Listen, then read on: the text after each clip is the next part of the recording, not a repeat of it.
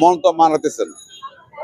যত কিছু আমি গাড়িটা চালাই, নোয়াখালী 5টা বাজে পৌঁছেছি, এখানে 9টার পর 10টা বাজে পৌঁছছি। এই নোয়াখালী থেকে চলে আসছে এটার জন্য।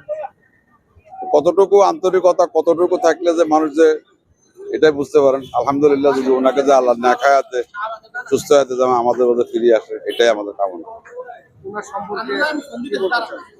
ওনার সম্বন্ধে বলার মতো কিছু না, ওনার মতো তো মানুষ আর অতুলনীয় তো হবেই না। কিন্তু এশিয়ার, শুধু বাংলাদেশ না, এশিয়ার মধ্যে তো হবে না। কিন্তু না হলে তো মানুষ যেমন কত পরশুদিন মানুষ যেভাবে কাঁদতেছে, দোয়া দরুদ সবাই 18 কোটি, প্রায় 19 কোটি মানুষই কিন্তু কান্নাকাটি করছে। এর ইতিহাসের মধ্যে আর হবে না বাংলাদেশে। আর জানি না, আল্লাহ তাআলা হয়তো জনাব তারেক রহমান যদি দোয়া করি, আমরাও তো উনি দোয়া করি, উনি যে মা, বাপ এবং মায়ের মতন যে হয়, ওই জনপ্রিয়তা যে অর্জন করতে পারে, এটাই কামনা করি আমরা।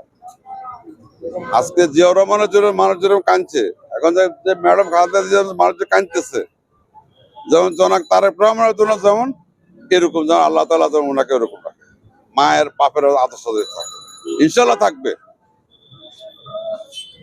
যেমন আমি নোয়াখালী থেকে আসার পথে আমার থেকে ওই আমার সাংবাদিক প্রশ্ন করলো, আমি চা দোকান চা কেবল লাগেছে, শুধু ম্যাডামের কথা এটা দেখে আমি কিছু বলিয়ে নেই, আমার থেকে চার পয়সা নেই। 2 দোকানে চা খেতে নাস্তা করছি, পয়সা নেই। টোলে আসছি, আনসাররা দেখে আনসাররা নিজে মানে সালাম দিতেছে ওনাকে, আমার কেন ওনাকে